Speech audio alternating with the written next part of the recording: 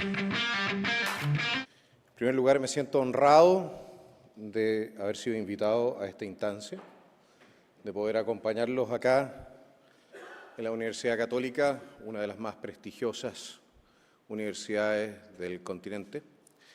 Por lo demás, yo que he pasado gran parte de mi vida asistiendo a universidades, me siento aquí casi como en casa. Para serles honesto, no habría pensado yo en algún momento dirigirme a una comunidad universitaria desde un podio como aquel en el cual me encuentro. Y sin embargo, dicen que tiempos de desorden institucional, tiempos de revolución, le abren los espacios a las figuras más increíbles, que llegan entonces a posiciones a las cuales normalmente probablemente no habrían podido aspirar. Es el momento de las biografías quebradas, a veces de los aventureros, y muchas veces también de aquellas personas que vienen con ideas nuevas o con diagnósticos más acertados que aquellos que han sido tradicionalmente aceptados. Damas y caballeros, la razón por la cual yo me encuentro aquí es porque nuestra institucionalidad democrática ha sido profundamente vapuleada desde su propia dirigencia política y económica, porque estamos en una crisis de la cual la ciudadanía, un porcentaje de la ciudadanía cree que no va a sacarla la clase dirigente tradicional de nuestro país. Esa es la realidad. Y esto porque es esa clase dirigente la que permitió que se fuese corrompiendo el sistema hasta el punto en que ya no funciona en muchos campos. Las políticas migratorias del laissez-faire, de las cuales somos testigos los últimos 8 o 10 años, afectaron profundamente a las clases trabajadoras de nuestro país en materia de lo que fueron su nivel de ingreso.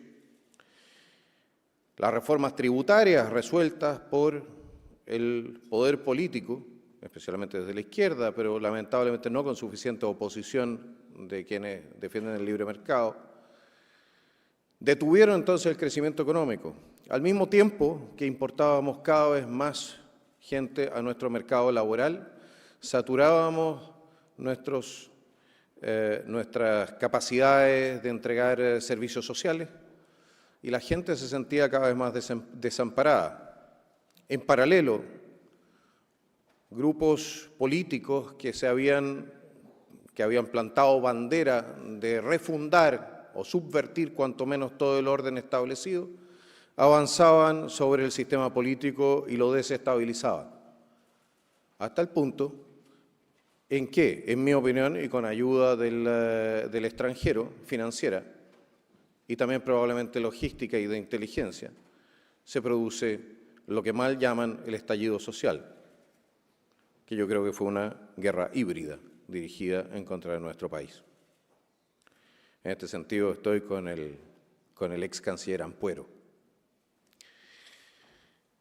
Nuevamente nuestra clase dirigente ha preferido cerrar los ojos y hacer como que no hubiese pasado nada. Volvamos a la normalidad, nos están diciendo, pero resulta que la normalidad ya no es lo que desea la gente. La gente no quiere la normalidad del ministro Cordero. Quiere quizás la normalidad del año 2005, del 2008. No es que Chile fuera perfecto de ninguna manera, pero era una normalidad donde usted podía salir en la noche a la calle y no tenía que tener miedo de transformarse en víctima de un asalto. Mire, en 2 universidades y ayer en una concentración hice exactamente la misma pregunta. Le pedí a la gente que estaba presente que levantase la mano si había sido víctima o conocía a alguien que hubiese sido víctima de un portonazo. Prácticamente unánime. Eso significa que el Estado en Chile ha dejado de cumplir con su función básica, que es la de entregar protección y justicia a sus ciudadanos. Todo el resto es secundario, damas y caballeros. Cuando el Estado deja de estar presente, Desde el punto de vista de la seguridad, todo el resto de las políticas pasan a ser irrelevantes. Y eso la gente, si bien no necesariamente lo entiende, sí lo intuye. Y es por eso que colocan en primer lugar, hoy día, en todas las encuestas, la seguridad como el desafío más importante a resolver. Porque todo el resto depende, para su éxito, de que el Estado pueda alcanzar en profundidad nuestras poblaciones, nuestros campos, pueda llegar también con sus servicios. Cosa que no puede hacer cuando está mandando el narco, cosa que no puede hacer cuando está mandando el terrorista o el delincuente común, a menos que llegue a acuerdos con ellos. Yo me acuerdo de cierto alcalde que fue muy criticado años atrás porque decía que había llegado a acuerdos con el narco para poder seguir entregando servicios a sus vecinos. En vez de habernos preguntado cómo fue posible que se hubiese retirado nuestra fuerza pública y el narco hubiese ocupado el territorio, se sancionó moralmente al alcalde por decir una verdad incómoda. La verdad de que lentamente, y ahora no tan lentamente, nos estamos transformando en una narcorrepública. Damas y caballeros, para esto existen muchas razones, pero esencialmente existe la razón de que no estamos haciendo lo que corresponde para enfrentar este desafío. Existen nexos entre la política y el narco. Y aunque quieran algunos cerrar los ojos ante esta realidad, de otra manera no se explica la pasividad de nuestra clase dirigente. El Partido Comunista, damas y caballeros, recibió durante muchos años recursos de Venezuela al régimen chavista. Millones de dólares. De hecho, tuvieron incluso una universidad financiada por el régimen chavista. Qué rápido olvidamos. Y mandó a su militancia a entrenarse con la FARC. La radio Bío Bío todavía pueden leer en la página de internet los correos que cruzó entonces la dirigencia del Partido Comunista con la Fuerza Armada Revolucionaria de Colombia, un grupo narcoterrorista. ¿Cómo es posible que nosotros en un país razonable tengamos en nuestras organizaciones de seguridad y justicia, al mando de las cárceles donde está el Tren de Aragua, que se dice es un brazo del régimen de Caracas, a ese Partido Comunista? A ver, ¿estamos todos locos? ¿O simplemente no nos queremos hacer cargo del elefante en la habitación en materia de seguridad? Hace no un año y medio atrás, la ministra Toá enfrentaba al Partido Comunista, o el Partido Comunista había reclamado por un allanamiento en Villa Francia, donde habían requisado armamento que había sido utilizado en distintas operaciones delictuales. El Partido Comunista reclamaba contra el allanamiento y las acciones legales contra dicha organización, o la resolución del presidente Boric que dice entonces tener o una mayor distancia respecto de estas organizaciones. ¿Qué pasó ahí? Nada. De hecho, lamentablemente, nuestro sistema político, en el debate mismo ha callado ante lo evidente. Y ahora tenemos a una persona que me cae muy bien. Personalmente, yo creo que tiene un ángel, la ministra Jara, la ex ministra Jara, pero que lleva al Partido Comunista a ser el referente en la alternancia en el poder en nuestro país. Un partido que tiene estas relaciones que yo les he mencionado.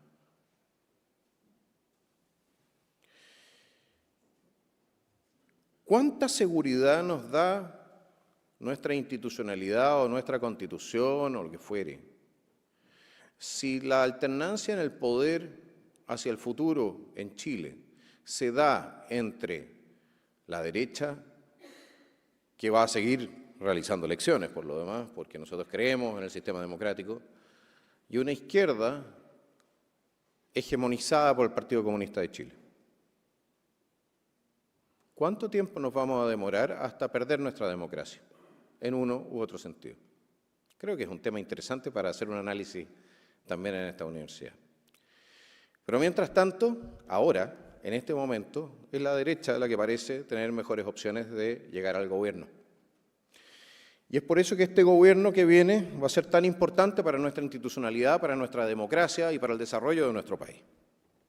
Porque en estos 4 años, si es que la confianza de la ciudadanía es depositada en quienes ahora estamos en la oposición, en estos 4 años no nos podemos dar el lujo de fracasar o de hacer un mal gobierno.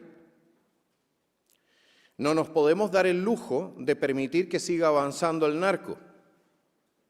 No nos podemos dar el lujo de permitir que nuestra superestructura de justicia, fiscalías, etcétera, sigan siendo presa de la corrupción de los más distintos tipos.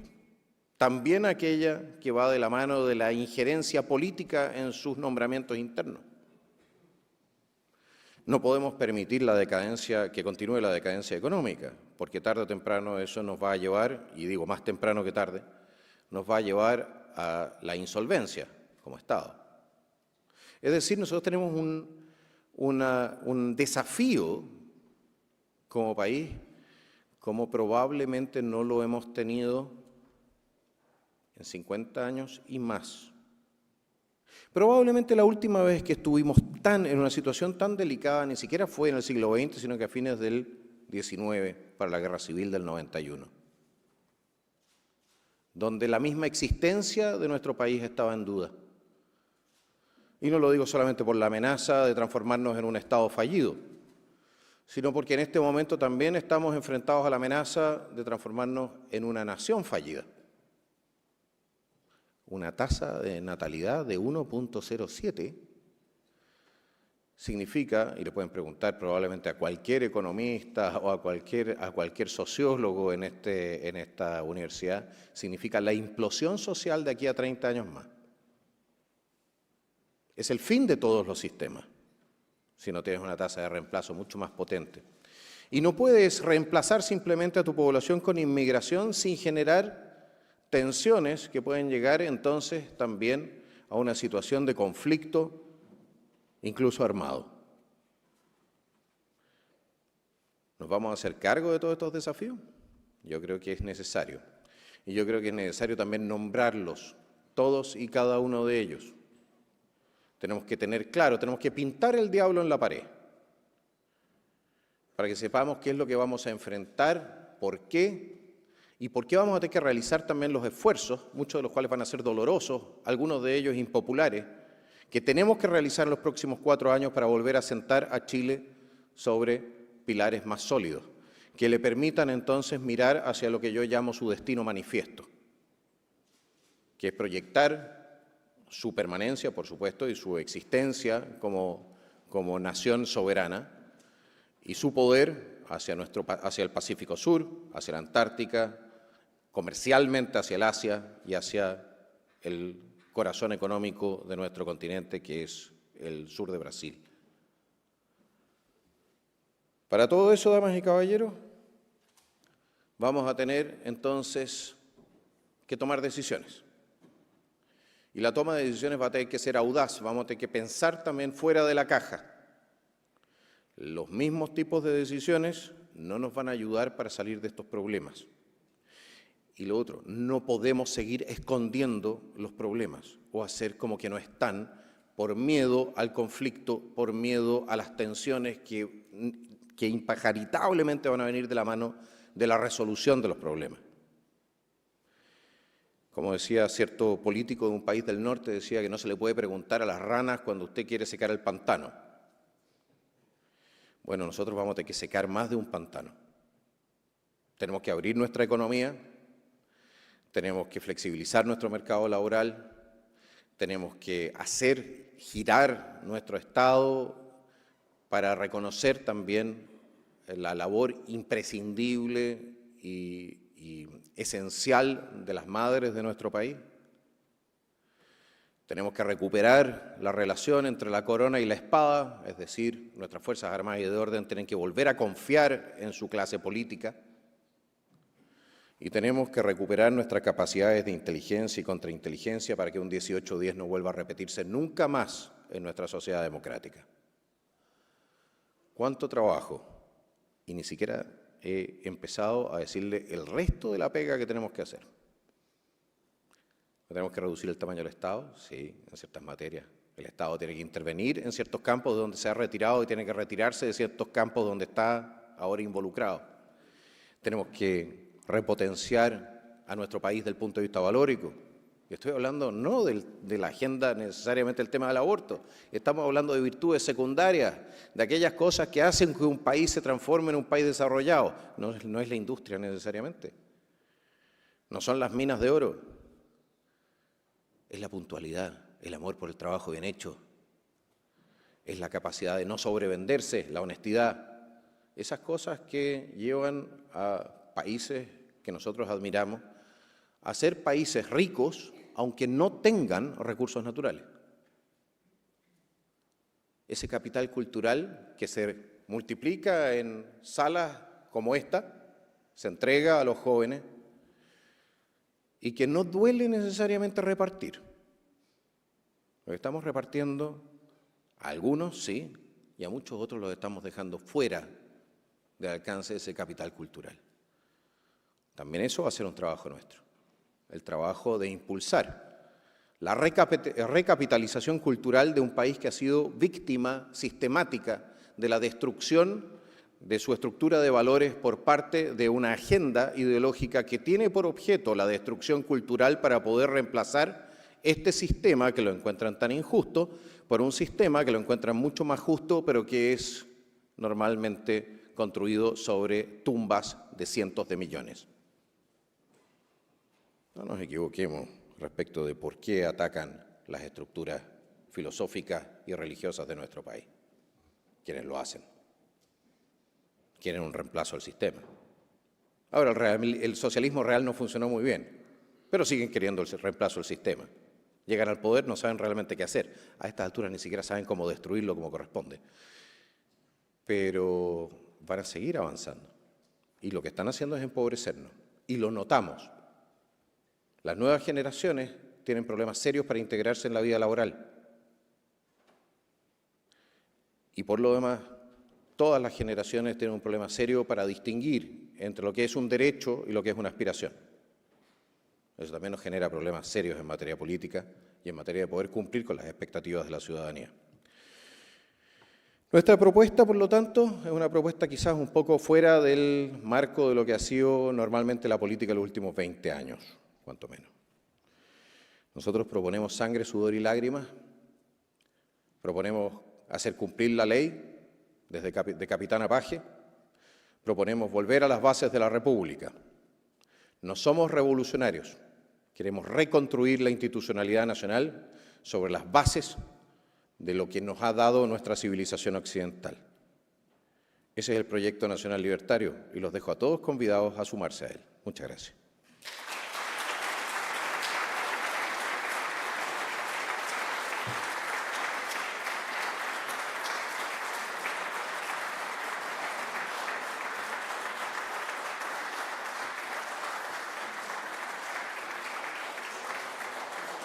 Muchas gracias por sus palabras. Iniciaremos los paneles de conversación divididos en 3 partes. El primer módulo tratará el tema Programa de Seguridad. El segundo módulo, el tema Programa de Economía. Y el tercer módulo será con preguntas abiertas. Para comenzar con el primer módulo, invitamos a tomar asiento al candidato presidencial, señor Johannes Kaiser, y a los periodistas Marlene Yiguren, Néstor Aburto y Mónica Pérez. Este módulo será moderado por Karin Moore, coordinadora legal de CLAPES-UC.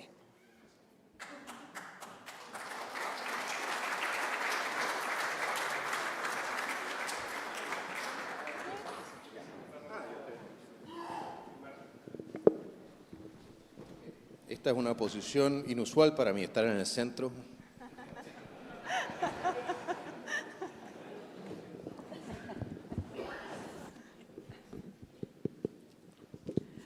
Muy buenas tardes, un gusto saludarlos en esta última versión del ciclo de seminarios de candidatos presidenciales antes de la segunda vuelta.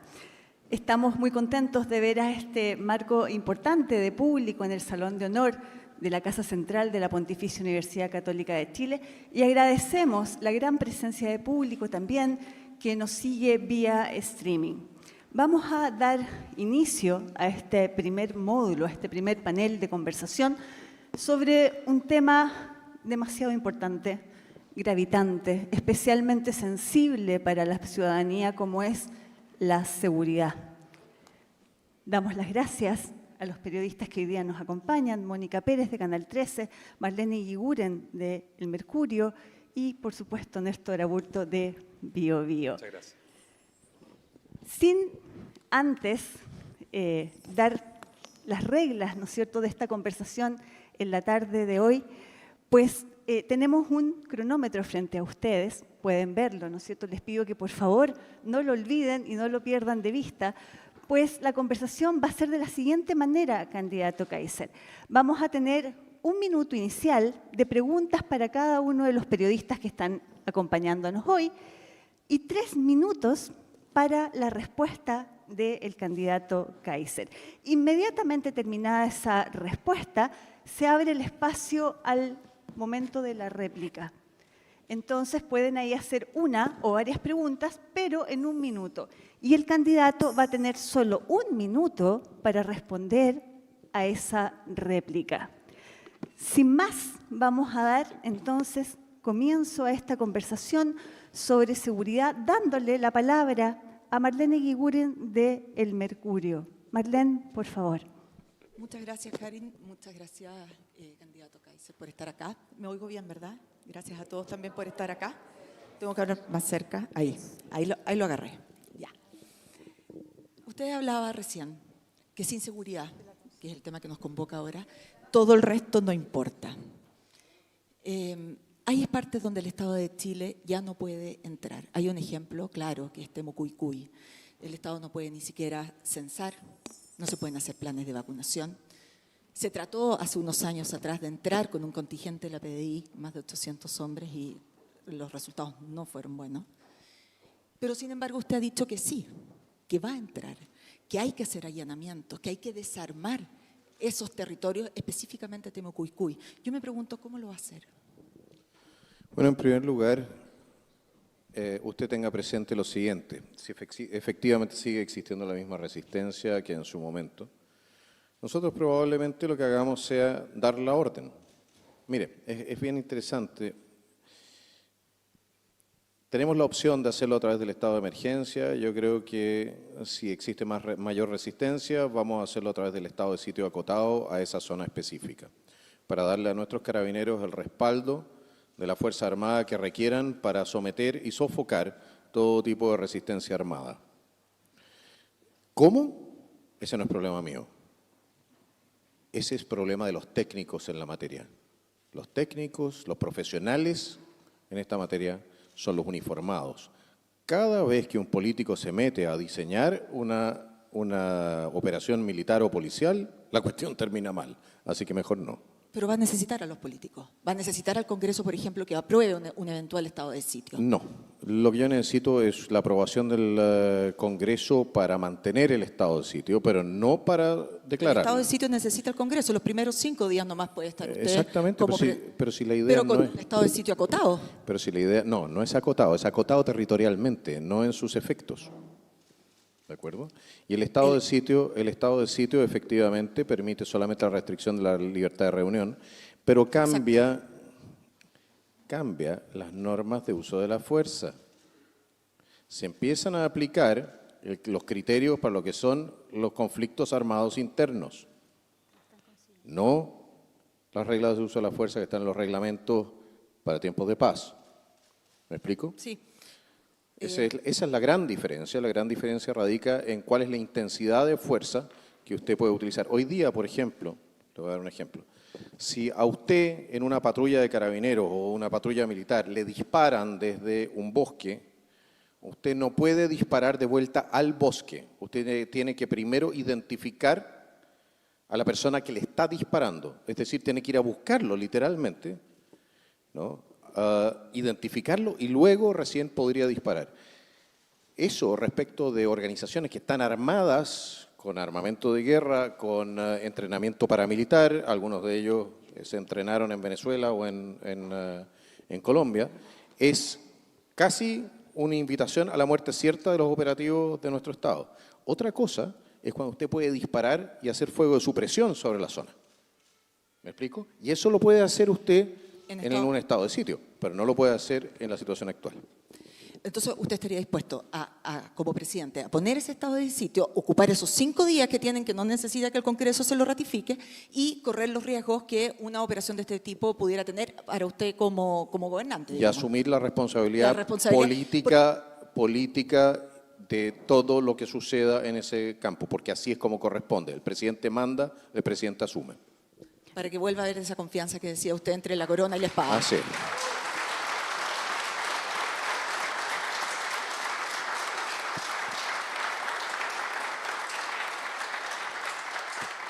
Gracias. ¿Vamos con la réplica? Es que yo creo que tuvimos la pero réplica. tienes un minuto, Marlene, para contrapreguntar. Aprovechelo. No, en ese caso, este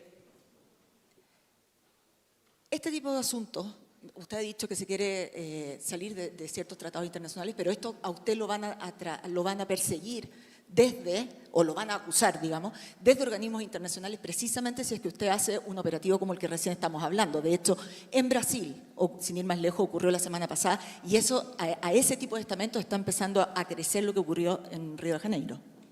Quiero decir una cosa, si la burocracia internacional se ha transformado en un problema en materia migratorio y se transforma también en un problema para mantener nuestra seguridad interior, tengan absolutamente claro que nosotros somos un país soberano que toma sus propias decisiones y yo no estoy dispuesto a sacrificar a mis ciudadanos para que un par de activistas políticos en Nueva York se sientan bien y puedan entonces andar paseando con Greta Thunberg por el Mediterráneo. Me da lo mismo lo que digan, honestamente. No es tema, por lo tanto. No es tema, por lo tanto. ¿Cómo? No es tema. No, lo que pasa es lo siguiente, yo no me debo a organizaciones internacionales. Yo soy, si me eligen, presidente del pueblo de Chile, así como he sido diputado por el Distrito 10. Y me debo a la gente que me eligió y a sus intereses, no a los intereses de alguna organización internacional con dudosa capacidad a estas alturas de resolución de conflictos. Muchísimas gracias, candidato Kaiser. Muchas gracias, Marlene. Vamos entonces con Néstor Aburto de Radio Bio Bio. Candidato, partamos de inmediato. Es que nos están viendo en todo el país, entonces vamos a hablar claro. Ok, aquí se viene la artillería más pesada. No, vamos a partir de inmediato, candidato, porque lo he escuchado, lo he estudiado, obviamente, y hay un punto que me llama mucho la atención. En Chile hay separación de poderes, y usted habla de la cárcel, de enviar a la cárcel, lo dijo en el norte, lo ha dicho en la zona central del país, en la macrozona, etcétera. Y la pregunta es, ¿cómo lo va a hacer si la labor que usted se le va a encomendar a partir del 11 de marzo tiene que ver de nivel preventivo? Es decir, desde ese rol usted hace las propuestas, porque lo otro sería enviarle un mensaje al tiro, y se lo pido entonces a los ministros de la Corte Suprema. No, mi rol no es preventivo exclusivamente, mi rol es represivo. Yo juro a cumplir y hacer cumplir la Constitución y las leyes.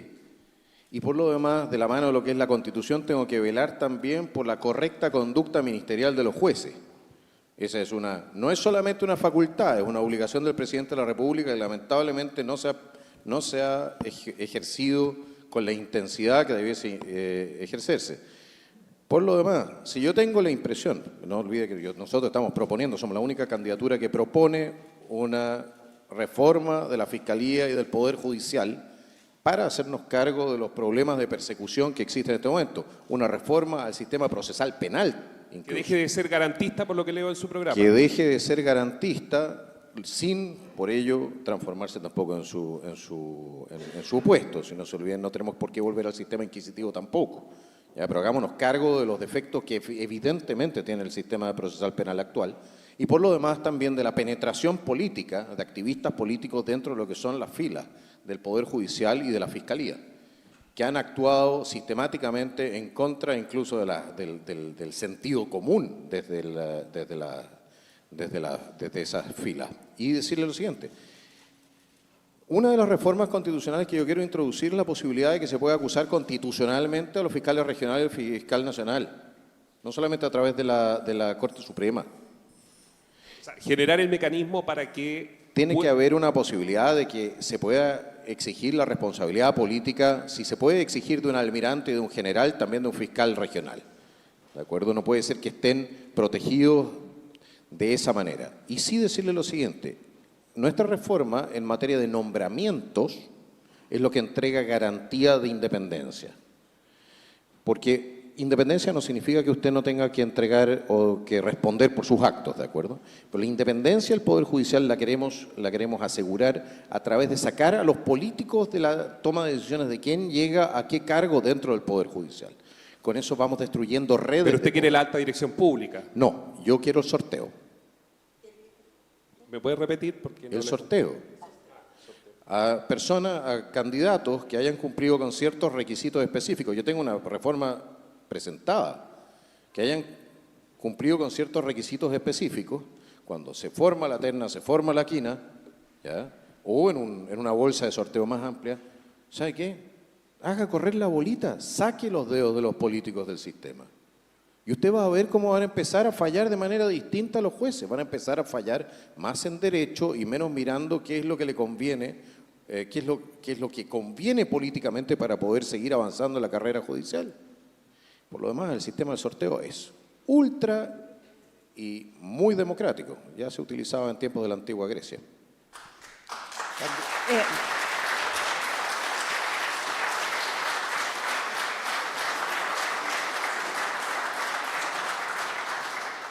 Gracias. Néstor, vamos con tu minuto para la réplica. Sí, lo que pasa es que veo que lo aplauden y le ponen harto énfasis, viene con apoyo, pero yo lo escucho y pienso que quienes están en este momento escuchándonos a través de todo el país, ¿cuánto tiempo le va a tomar eso, los 4 años de su mandato, si es presidente o no? ¿Cómo va a sacar una reforma? Porque ya nos ha notificado de que no se esperen desde el 11 de marzo en adelante un país distinto, es decir, proyectos de ley, Congreso. Bueno, no se equivoque en una cierta materia. Usted no quiere agarrarse con el Estado de Chile cuando el Estado de Chile se quiere poner pesado. En primer lugar, el Consejo de Defensa del Estado lo vamos a transformar en algo que defienda al Estado y no que defienda entonces ciertos intereses políticos. Y vamos a perseguir efectivamente las responsabilidades políticas también de aquellos magistrados que estén atornillando al revés. Antonio Ulloa, por ejemplo. Bueno, el señor Ulloa tiene que responder ahora por su falencia ante el Senado, pero tenemos otros magistrados que están en una situación también delicada. Por ejemplo, el ministro Carroza tiene que responder por un nombramiento de un notario, tiene un procedimiento abierto. Y tenemos varios ministros que tienen que responder por no haber ordenado la identificación de los restos que estaban en el servicio médico legal durante más de 20 años, siendo ellos los jueces instructores en causa de derechos humanos. Es decir, yo tengo ahí hay ministros en este momento que están ocupando el máximo sillón del tribunal chileno, que dice usted tiene una mirada política y no judicial. En algo el ministro Ulloa tenía razón.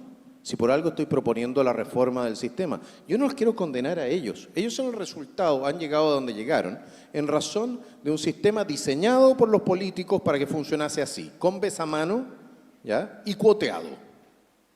Lo cual es una vergüenza, incluyendo el Tribunal Constitucional. Entonces, es besamano y cueteado. Y después aparecen ciertos colegas y levantan y ponen el grito en el cielo porque es con besamano y cuoteado. A ver, yo aprobé que haya pasado la acusación de Ulloa a la Corte Suprema, pero seamos de una vez por todas consecuentes. Si no queremos que esta cuestión sea con besamano y cuoteado, entonces eliminemos la influencia de los políticos en lo que es el sistema de nombramiento. Gracias. Estamos proponiendo. Gracias, candidato. Muchas gracias, Néstor. Finalmente, el turno...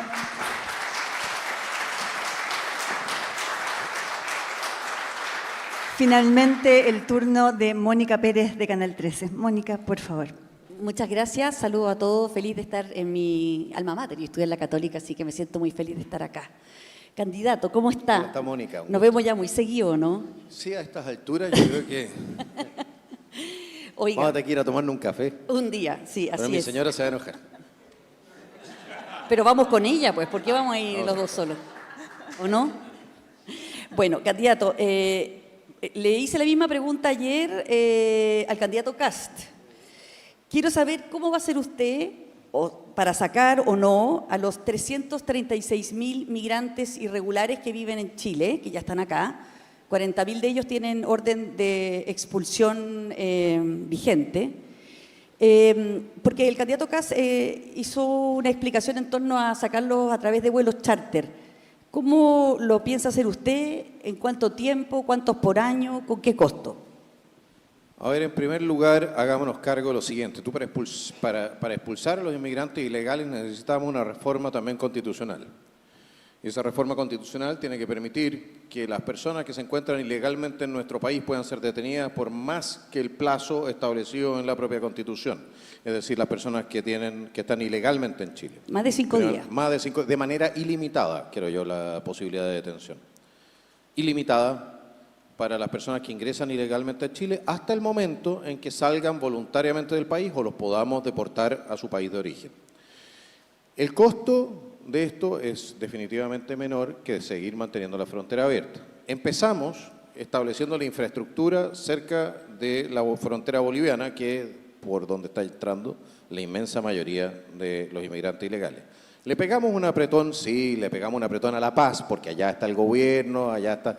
O sea, no le voy a pegar un apretón al sistema judicial boliviano que se encuentra en Sucre, ¿de acuerdo? Es que yo le estoy preguntando por los que ya están en Chile, Por no eso, por los que puedan pero entrar en el futuro. Es que espérese, lo que pasa es que usted, para que poder reconducir, entre otras cosas, requiere que Bolivia esté dispuesto a recibir. Yo no puedo reconducir directamente a Venezuela, por ejemplo, ¿ya? Pero sí puedo generar las condiciones e incentivos para que los propios venezolanos que están ilegalmente en nuestro país abandonen el país. Ese es un punto. O sea, para que las autoridades bolivianas permitan la reconducción. Por ejemplo, pero usted cree también que de con la palabras gente- suyas es como la que es dijo de no que me La está Paz no se va a llamar es que La Paz, le va a ir bien con esa ¿por qué no negociación? me deja terminar con la respuesta? Si los periodistas... Bueno, ya, dele. Ya, pues, dele, ya. Entonces, ¿usted quiere la planificación? Se la doy. Ya, si no, Ya, cambiamos de reconducción tema. con Bolivia. Ya, entonces, primero ordenamos nuestras relaciones con Bolivia, que es esencial tenerla en un buen pie y en un pie de cooperación en esta materia. Segundo lugar, establecemos centros de detención cerca de la frontera de Bolivia, que es a donde van a llegar todas las personas que están ingresando a nuestro país o que sean identificadas dentro de nuestro país, que están ilegalmente en nuestro país y no tienen un título de permanencia. A esos centros los vamos a conducir y de esos centros van a poder salir única y exclusivamente hacia el extranjero. En cualquier momento pueden salir hacia el extranjero o aquellos que tengamos que reconducir o que tengamos que expulsar, los expulsaremos a sus países de origen. Segundo, de la mano de esto, porque vamos a tener también una política de búsqueda dentro de nuestro país, es decir, terminales de buses, especialmente campamentos y tomas. Vamos a ir a buscar a las personas que están ilegalmente en nuestro país y los vamos a dirigir a estos campamentos. Esto se puede demorar y se va a demorar probablemente, pero va a existir también un incentivo para que abandonen nuestro territorio. Lo otro, se eliminan todos los incentivos desde el punto de vista de la asignación de recursos públicos a las personas que están ilegalmente en Chile. Si llega una persona a un hospital porque requiere una atención y esa persona está ilegalmente en nuestro país, le vamos a dar la atención, no se equivoquen, pero esa persona de ese hospital se va al centro de reconducción, ¿ya? Junto con las personas que estén en su entorno, que nosotros podamos identificar que están ilegalmente en nuestro país. Y para cerrar, respecto de Venezuela, respecto de los criminales venezolanos que tenemos en Chile, a diferencia de este mal gobierno, que ha tenido la mala costumbre de empeorar sus relaciones, no solamente con La Paz no, pero con todo el resto del planeta, ¿ya? Nosotros queremos tener muy buenas relaciones con los Estados Unidos. Y vamos a ver si es que no se produce un deseado cambio de mando en Caracas con ayuda del país del norte, vamos a ver que si podemos a través de los Estados Unidos triangular la devolución de inmigrantes ilegales a Venezuela de nuevo.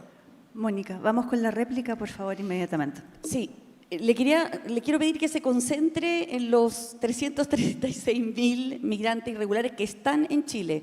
Ya entendí Sí. que quiere cerrar la frontera para que no entren más. Es que es un proceso. Perfecto, entonces, si usted detiene a un migrante irregular en Santiago, lo va a enviar a campos... A Colchane. ¿A? A Colchane, arriba. donde va a haber un centro Un centro de reconducción. de reconducción. Y ahí van a quedar Y ahí hasta se van que a quedar sean- hasta el momento en que abandonen nuestro territorio nacional. Ya, ¿y qué hacemos, por ejemplo, con ciudadanos de origen venezolano? Porque Venezuela, por ejemplo, para aceptarlos, tiene que corroborar la identidad de esa persona No. sea venezolana. No, porque yo los reconduzco hasta ese lugar y desde ese lugar pueden irse a cualquier parte de Latinoamérica que no sea Chile. Solamente se pueden reconducir a los países de Es origen. que yo no los estoy reconduciendo a Venezuela, A no ser les que estoy usted diciendo que compruebe se vaya a cualquier país del mundo que quiera. Solamente que en Chile no se va a quedar porque entró ilegalmente. Ya, y se va a ir por sus propios medios. Se puede ir por sus propios medios, le ponemos un pasaje bus. ¿A dónde? A donde quiera. Lo que pasa es que en ese otro país, probablemente Perú o Bolivia, no los va a querer aceptar. Ah, bueno, pero ese es un tema, ese es otro tema. Por tierra, digamos. Yo le voy o a sea, no. plantear, por eso mismo tienen que salir por Bolivia, a través de Bolivia, a Es que terceros solamente países. puede Lo que reconducirse sucede- aquel que entró por Bolivia. Si es ya que- están en Santiago, ¿cómo es va a que- saber por qué paso entró? Bueno, ese es el tema. La inmensa mayoría entró por Bolivia. Y van a salir de Chile. Ya, pero ¿no cree usted que el gobierno boliviano le va a pedir algún tipo de certeza de que esa persona que usted le va a enviar a su país Bueno, no nos entró piden por mucha, esa frontera? no nos piden mucha certeza respecto a los autos que llegan de Chile para allá. Entonces, ¿por qué no iban a pedir por los migrantes?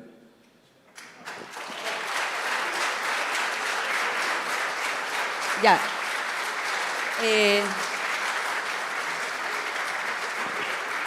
Entonces, para tener claro, no le preocupa el no tener una relación con Venezuela, porque el hecho de que no hay consulado acá hace imposible verificar justamente la identidad de estas personas para sacarlas del país. Lo que pasa es que pudieron... ¿Sabe dónde hay un consulado venezolano? En La Paz. Que Perfecto. vayan para allá.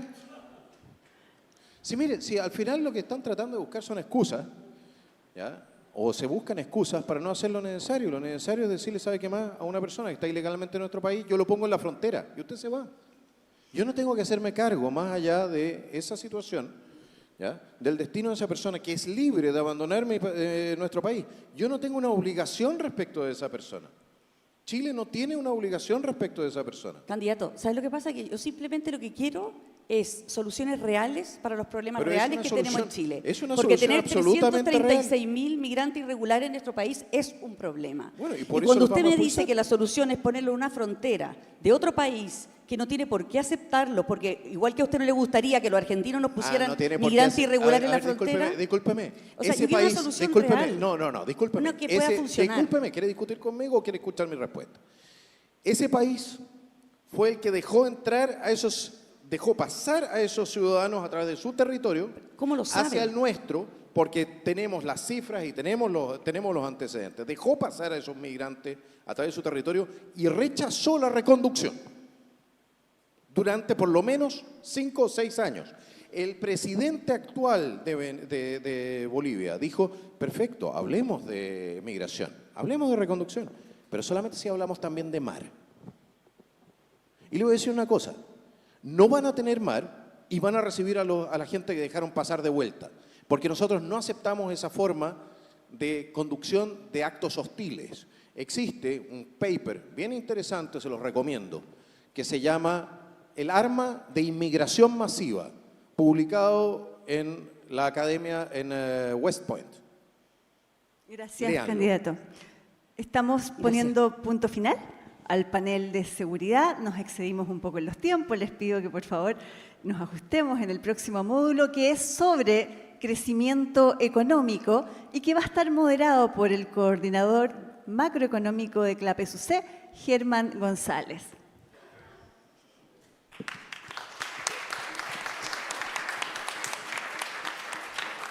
Bueno, buenas tardes, muchas gracias.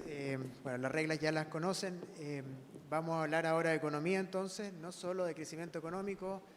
Creo que es un tema que está muy relacionado con el anterior. La seguridad es la base necesaria para que la economía pueda crecer.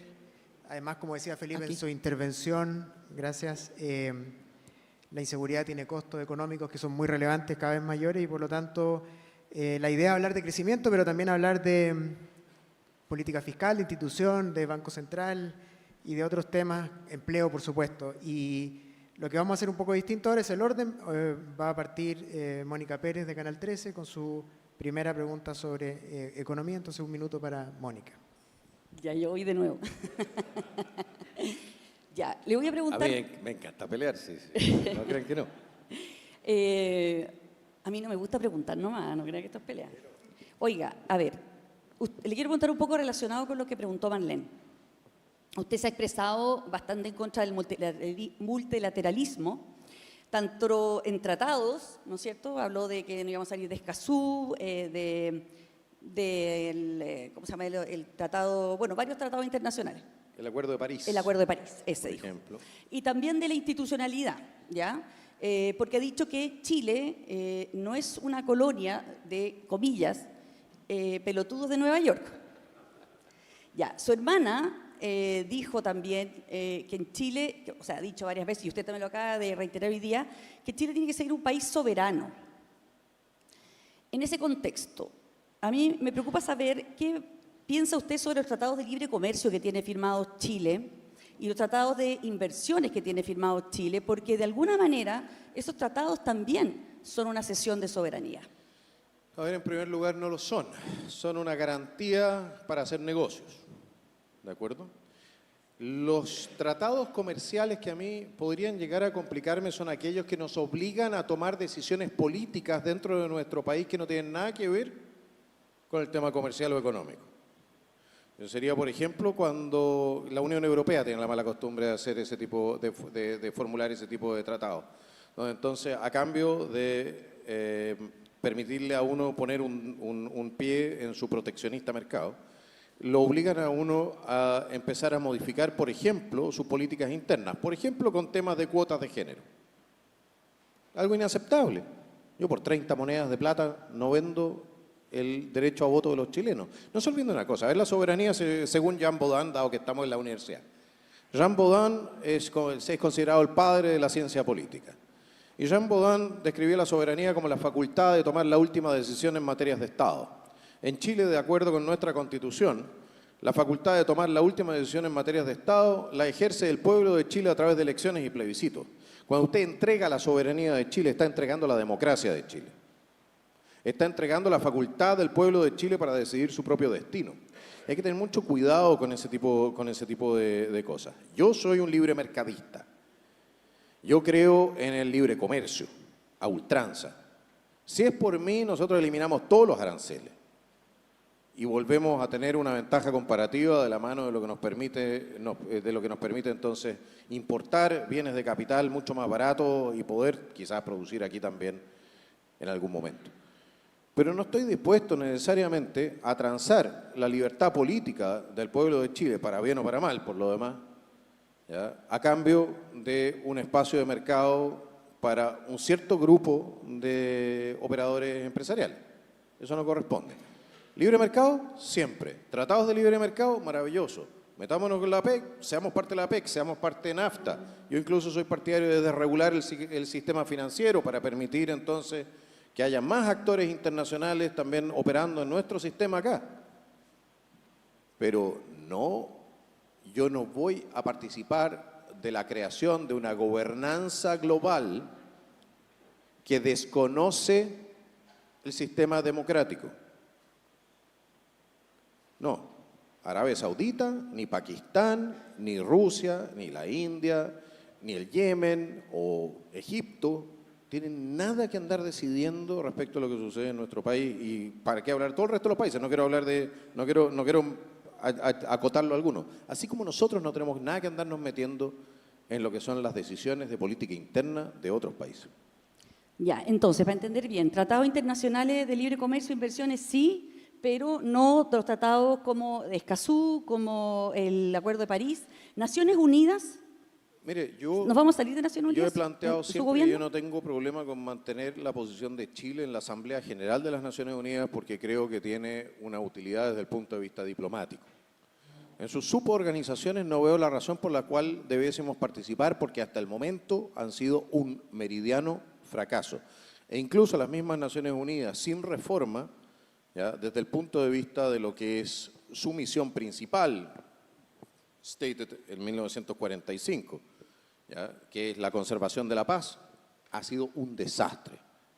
Entonces, somos parte de una organización donde yo soy partidario de mantener las mejores relaciones diplomáticas con todo el mundo, pero no soy partidario de financiar o seguir financiando una burocracia que por lo demás gana principescamente, no paga impuestos y donde ha operado ha dejado un desastre. ¿Cuánto tiempo gobernaron las Naciones Unidas Haití? A propósito de gobernanza internacional. Pero entonces, a ver, ¿usted postula que Chile se salga o no se salga de Naciones Unidas? No, pero sí se lo dije. Yo soy partidario de quedarme en la Asamblea General, pero no soy partidario de participar de suborganizaciones de la misma. Es que se lo preguntaba porque justamente el sábado salió una entrevista de su señora donde dice que sí, ustedes quieren salirse de Naciones Unidas. Creo que está mal recogida la política que nosotros hemos propuesto. Ya. Y si en el programa de gobierno está muy claro. Ahora, ¿no tiene temor de cómo puede afectar eso la atracción de inversión extranjera? Porque los inversionistas extranjeros, por ejemplo, el principal inversionista extranjero en Chile es Canadá. Y Canadá elige Chile para invertir acá justamente por los tratados internacionales que Chile ha firmado, por ejemplo, en sustentabilidad, en protección al medio ambiente, en una serie de derechos que son valorados internacionalmente. No, Canadá decide invertir en Chile porque en Chile puede ganar plata. Gracias. Gracias, Mónica.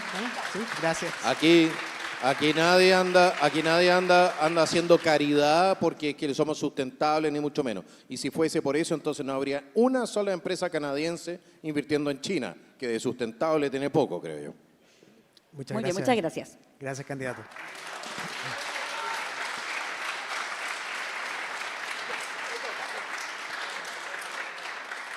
Muy bien, entonces ahora es el turno de Marlene Iguren del Mercurio.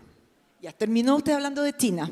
Así que quedémonos hablando de China. Tenía otra, pero me tincó quedarme ahí. Usted es, en este minuto lo que marca, ¿no es cierto?, la política mundial es la tensión comercial que existe entre Estados Unidos y China. Usted se ha declarado además un ferviente admirador del presidente Trump. No sé si lo declaré así. ¿Cómo? Entonces, ¿qué piensa del presidente Trump? No, creo que tiene cosas buenas y creo que tiene cosas malas. Ya, pero de todos modos, entonces me voy a corregir, voy a hacer lo siguiente. Sí es un ferviente admirador de la cultura occidental y de los valores de la libertad que implica la cultura occidental. ¿Estoy bien? Sí. Ya. En ese ambiente, por lo tanto, ¿cómo usted pretende llevar adelante las relaciones comerciales con un país como China, con todos los problemas que sabemos que tiene China, que son más allá de problemas, pero que es un tremendo inversionista directo en nuestro país, principal receptor de nuestras exportaciones y también inversionista en la región, estratégico? Mire, en primer lugar, desde el punto de vista de la realpolitik, yo reconozco cuál es el tamaño real de Chile y reconozco cuál es el tamaño real de China. El problema de tener amigos demasiado grandes es que pueden terminar aplastándolo a uno cuando uno duerme en la misma cama. Se dan una vuelta y terminaste mal. Y eso no sucede tanto con los Estados Unidos como nos puede pasar con China o con cualquiera que lo reemplace. Entonces el objetivo aquí es no poner todos los huevos en una canasta, es tratar de diversificar lo más posible nuestros destinos de exportaciones. Y por supuesto que tenemos que hacernos cargo de lo que son nuestros intereses nacionales. Es decir, hay cierta infraestructura y hay ciertos espacios de inversión donde yo no quiero que países que pueden desarrollar o sea, estados, porque aquí estamos hablando de estados, ¿ya?, que pueden desarrollar entonces una cierta influencia geopolítica o pueden tener intereses o nos pueden generar un conflicto al permitirles quedarse entonces con infraestructura crítica para la operación del Estado-Nación chileno. Por ejemplo, entonces, en temas de electricidad, sabemos en distribución está fuerte la inversión china, ahí usted tendría ojo. De todas maneras, yo creo que la integración vertical de los sistemas no debiese producirse, uno, y dos, debiésemos colocar cotos en esa materia y debiésemos colocar cotos también en lo que es la adquisición de tierra agrícola. Por parte de China. No, por parte de cualquier nación extranjera. Esto no está dirigido contra China. Ok. O sea, su política, por lo tanto, como decía usted de partida, su realpolitik, al final, es ser pragmático frente a estas inversiones y no permitir que nada sea demasiado grande. Tratar de conservar los equilibrios de tal manera de poder navegar en aguas muy turbulentas que tenemos en este momento a nivel internacional, sin andar chocando con las rocas, ni de la derecha ni de la izquierda. Escila y Caribdis no son opciones para nosotros. En el litio, por lo tanto, es el mismo principio.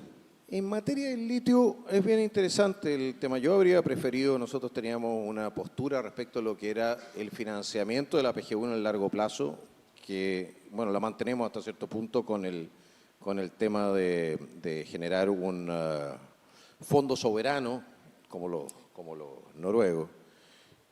Pero la idea originalmente era licitar el litio y poder pegarle un buen manotazo de entrada al mineral.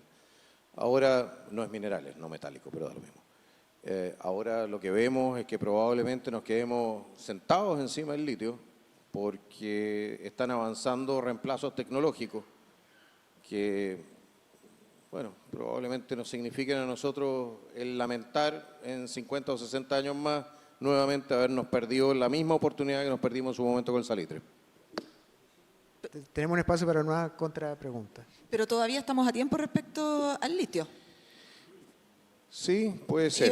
Usted, por lo tanto, mi pregunta apunta, ¿usted va a impulsar algo? Yo le voy a decir una cosa, a mí no me parece, cuando se entró en la lógica de entregar el litio a dedo a la empresa nacional del litio, que yo rechazo profundamente ese proyecto estatizador o de entregarle a una empresa como Codelco, que de todas maneras está rindiendo nada, el control sobre el litio, en asociación con Sokimich, sin abrir una licitación internacional, a mí no me parece. Yo ya lo he dicho más de una vez que nosotros vamos a chequear si todo eso se hizo como correspondía. Si se hizo como correspondía, entonces no hay nada que hacer, se cumplen pacta sunt servanda, se cumple con lo contratado, pero si no se hizo como correspondía, entonces vamos a ver cómo podemos retrotraer esto para poder efectivamente meter más actores en el sector del litio. Muchas gracias, candidato. Muchas gracias a usted. Gracias, candidato. Gracias, Marlene. Ahora es el turno de Néstor Aburto de Radio Bio Bio. Candidato, probablemente en Sanhattan, antes de la Cosa Nostra, no estaban tan interesados con lupa en mirar su tema económico. Porque escuchaban seguridad, escuchaban varias cosas, pero ahora, frente a esta realidad, probablemente hay varios sacando cuenta, y así lo hemos visto en algunos informes de agentes de inversión. Y justamente es qué ofrece Johannes Kaiser para echar a andar la economía. En febrero, si la memoria no me falla, un asesor suyo apuntó al estilo Milei, fuera Banco Central, ¿no es cierto? Usted salió a matizar y en el programa efectivamente no está terminar con el Banco Central, pero sí apunta a la reforma técnica de la meta de inflación. La pregunta es, ¿cuál de los horizontes respecto a esto ustedes van a apuntar? Y debo decir, yo no soy economista, Germán sabe mucho más, pero reducir la meta oficial, cambiar el rango de tolerancia, modificar el horizonte respecto a la inflación, ¿cuál va a ser el punto ahí? En primer lugar, recordar que nosotros respetamos la autonomía del Banco Central y no queremos manipular nada en esa materia. Sí pretendemos que la meta de inflación del Banco Central sea más baja, creo que en este momento está en 3% y queremos bajarla al 2%. Y la queremos bajar al 2% porque la inflación es siempre y en todo lugar un impuesto a los más pobres. Y porque, en nuestra opinión... O sea, usted dice la tolerancia. Exactamente, nada más. Pero para eso lo que nosotros queremos lograr a través de conversaciones con el Banco Central, si estuviesen dispuestos a tomar esa nueva meta como propia. Porque creemos que efectivamente con eso vamos a aliviar también la carga sobre nuestra población. No olvidarse que nosotros vamos a hacer una política muy responsable fiscalmente, así es que con eso también debiésemos estar en condiciones de permitirle al Banco Central bajar esa meta de inflación sin tensionar macroeconómicamente el país. Respecto al programa de gobierno y quienes nos están escuchando en sus casas también, sobre las viviendas, pero no estoy hablando de las viviendas sociales, sino el acceso. Hoy día la realidad de Concepción, de Valparaíso, Viña del Mar, de para qué decir Santiago, ¿no? Es obvio que es muy difícil para alguien de 30 años adquirir una vivienda y si llega a tener un departamento, la verdad que está pagando prácticamente por una casa y una parcela como era antes, o sea, muchísimos recursos. ¿Ustedes qué están orientando a eso, a la clase media principalmente? Bueno, tenemos distintas aproximaciones, entre otras estamos viendo el tema de facilitar créditos, de autorizar, pero en esencia no se olvide una cosa, nosotros echando a andar la economía, autorizando los 100.000 millones de dólares que están esperando para ser invertidos, ¿ya? Empezamos a generar de nuevo un crecimiento que esperamos sea también un crecimiento per cápita, que está bloqueado desde hace más de 10 años. Desde el punto de vista de la adquisición de viviendas, yo creo que esencial es el tema de oferta y demanda. Aquí siempre el precio va a ir de la mano de lo que es la demanda respecto a la oferta. Y uno de los problemas esenciales que tenemos es que la tierra está muy cara. No tenemos cinturones de crecimiento urbano. Por eso mucha gente se está yendo a parcelas. La densificación urbana, las planificaciones urbanas, la densificación en sí misma, creemos que no está planificado de manera de hacerse cargo de las nuevas necesidades. Creemos que podemos avanzar en esa materia y en la materia en la medida en que nosotros aumentemos la oferta de tierra construible, si lo quiere decir así, ¿no? Vamos a ir reduciendo también o produciendo el fenómeno de reducción de precios. ¿Está bien?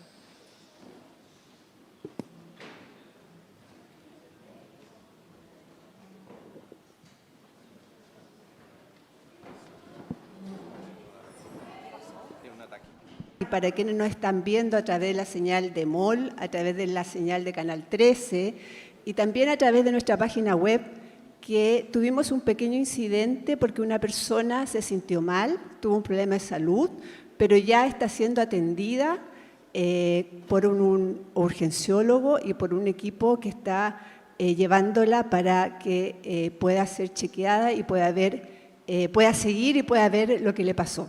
Así que ya está controlada la situación, seguimos en estos momentos, pero ahora vamos a hacer el módulo un poquito más corto, en aras del tiempo. Este módulo, a diferencia de los anteriores, es un módulo que es el tema libre. No hay una pauta previa, candidato. Así que vamos a ver qué preguntas les tiene cada uno de los periodistas. Partimos por Néstor, Radio Bio Bio. Gracias, Marta. Candidato, de ser usted la persona que pase, no le voy a preguntar llegar el 11 de marzo, pero pasa segunda vuelta, ¿cómo va a ser una negociación, si nos colocamos en ese escenario, con Chile Vamos y con José Antonio Kast para que lo respalden, pero más que lo respalden, que puedan ingresar, que puedan trabajar juntos como coalición, como llegar a algún acuerdo programático? ¿Qué es lo que tiene usted pensado en caso que se dé la noche del 16 un triunfo suyo? En primer lugar, ¿se escucha? Sí. En primer lugar, agradecer a la doctora Carmen Cerda y a los 2 carabineros que prestaron primeros auxilios. Muchísimas gracias.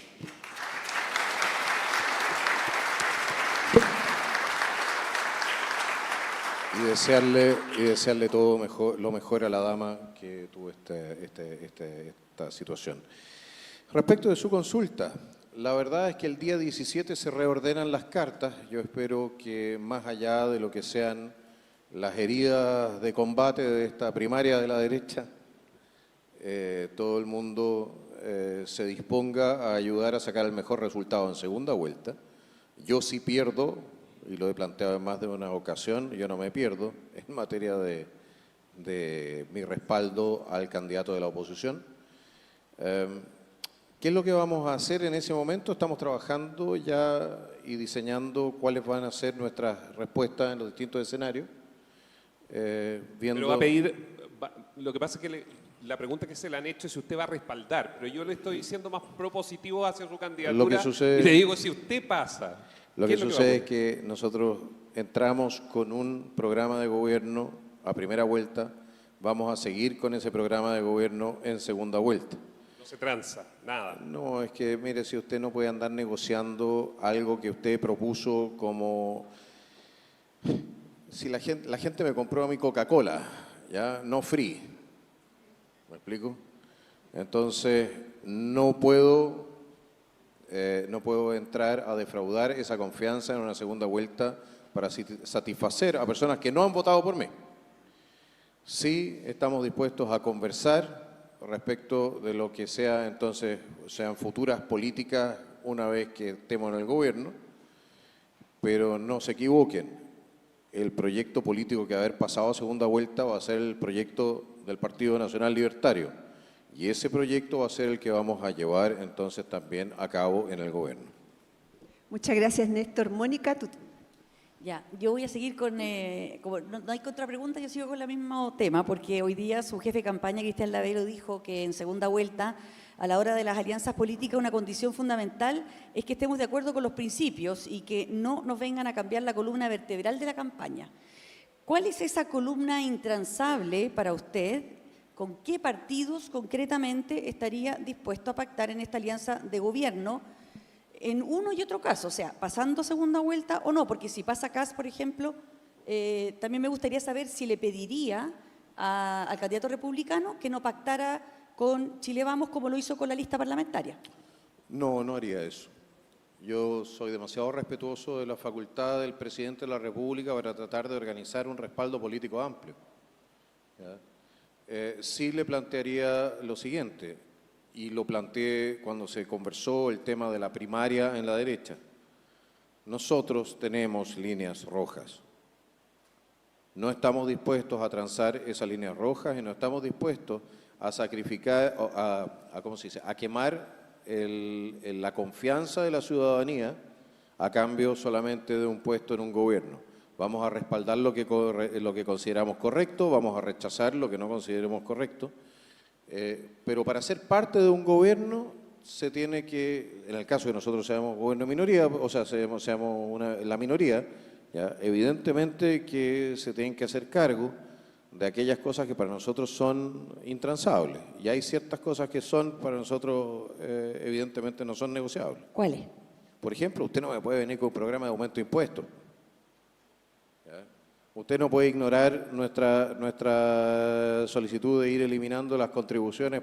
Si ya el programa de usted dice que solamente quiere eliminarlas para la primera vivienda, nosotros queremos eliminarlas todas, ¿ya? Por último, encuéntrese con nosotros a medio camino. ¿Me explico? La reducción del tamaño del Estado, la optimización de la gestión pública, son todas cosas que nosotros queremos ver avanzadas, y por lo demás también una serie de reformas institucionales. Porque nuevamente nosotros tenemos la convicción de que nuestro programa se hace cargo de las necesarias reformas que permitan al gobierno proyectarse, no solamente los 4 años, sino que 8 y 12. ¿Qué es lo que necesitamos como oposición?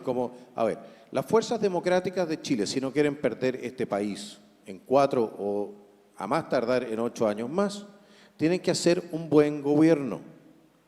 Y nosotros estamos convencidos de que nuestras propuestas ayudan a hacer un buen gobierno. Una de las cosas que dice su programa es que cuando usted vota por Kaiser, recibe Kaiser. Eso lo dice como al principio del programa. Y le preguntaban también, por ejemplo, las importantes reformas que quiere hacer. Es que no soy un kinder sorpresa, ¿ves? Las reformas políticas que quiere hacer, por ejemplo, cambiar el Poder Judicial, la Fiscalía y todo eso, requieren apoyo parlamentario. Cuando usted gane, ¿con qué?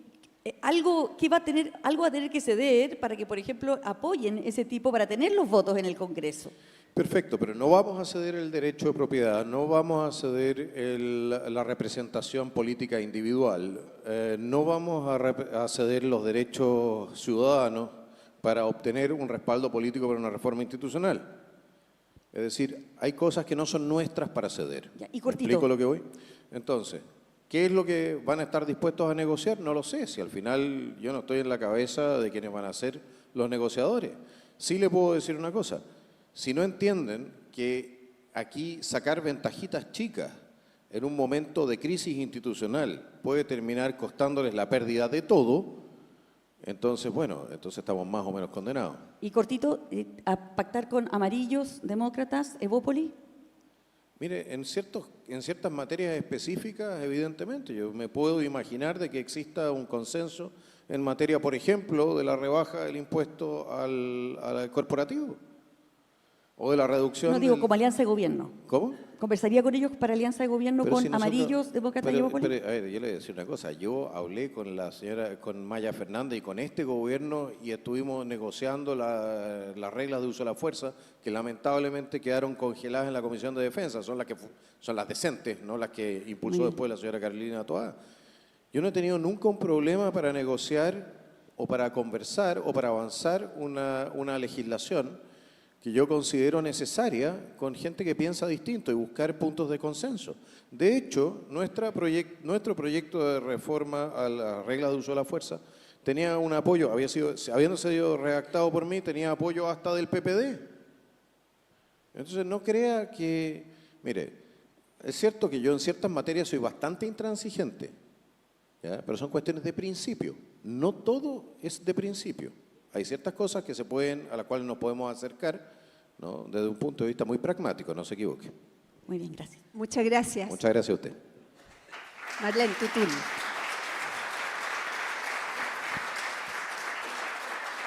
Candidato Kaiser, yo quiero seguir un poco en la línea de lo que le han preguntado en esta última parte, pero ustedes le han preguntado principalmente por sus, como quien dijera, primos hermanos de eventuales alianzas en la derecha. Yo le quisiera preguntar dos cosas.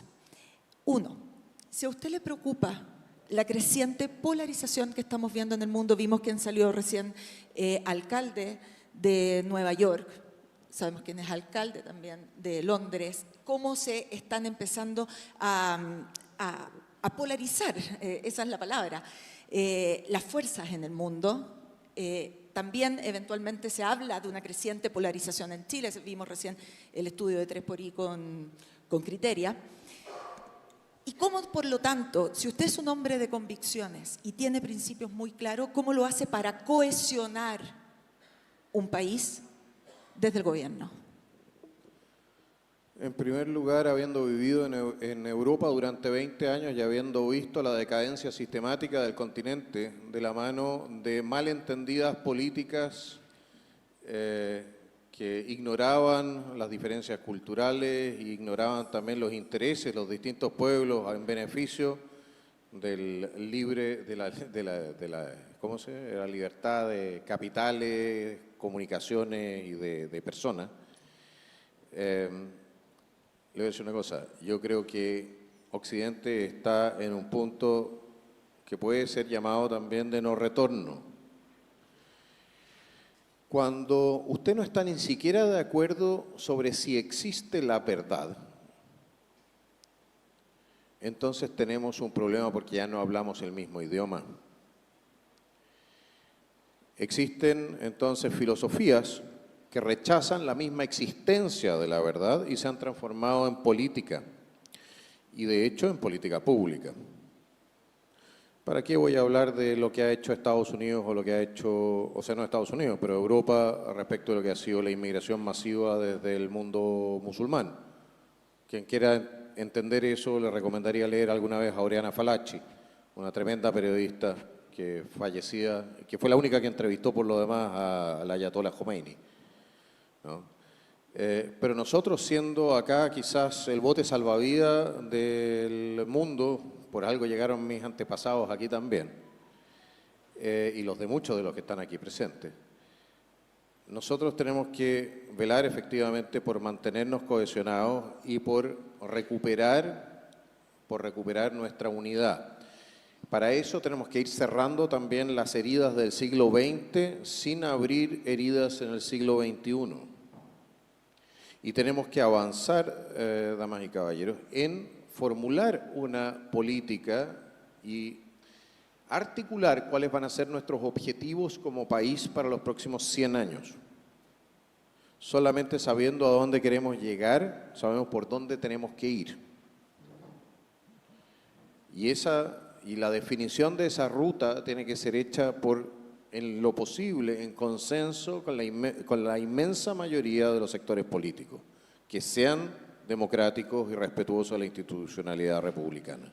¿Usted va a fomentar, por ejemplo, una hoja de ruta de ese tipo? Absolutamente. Yo creo que nosotros en varias materias tenemos que recuperar la capacidad de generar políticas de Estado.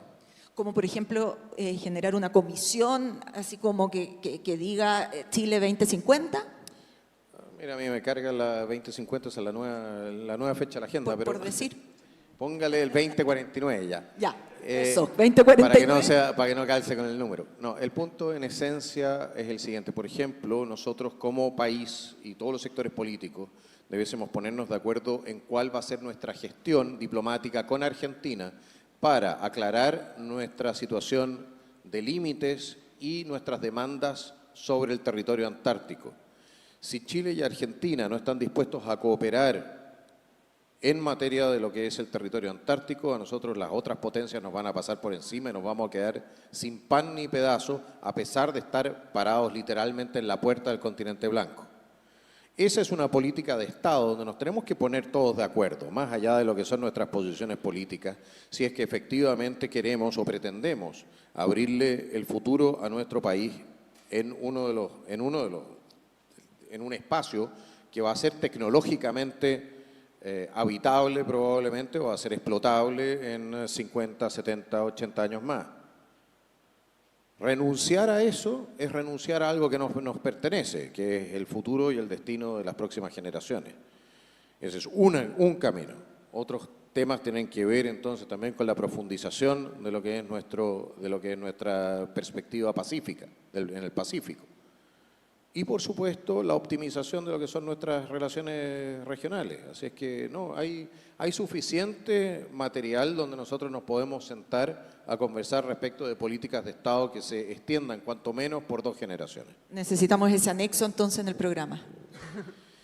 Lo que sucede es que este tipo de cosas se tienen que conversar una vez que uno esté sentado efectivamente en el sillón de O'Higgins y pueda llamar a los distintos incumbentes y presentarles un proyecto en el cual ellos también puedan introducir sus propias inquietudes. Esa es la idea. Muchas gracias. Muchas gracias. Muchas gracias a todos por la participación. Vamos a dar ahora el cierre del seminario. Le doy la palabra a Anja para que cerremos el seminario y así cumplir con este último seminario de ciclos presidenciales aquí en la Universidad Católica. Muchas gracias, Marta. A continuación, el señor Felipe Larraín entregará el libro Chile 2050, un país, 4 presidentes, al candidato presidencial, señor Johannes Kaiser.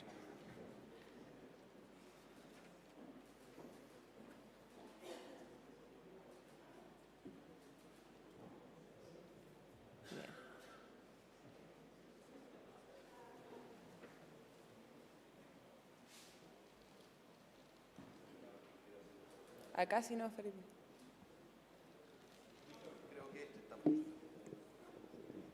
¿Aló? Sí, ahí se escucha.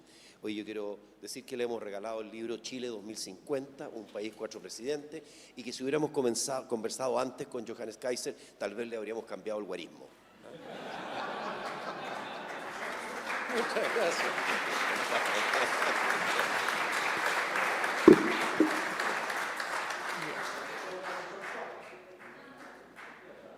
Bien.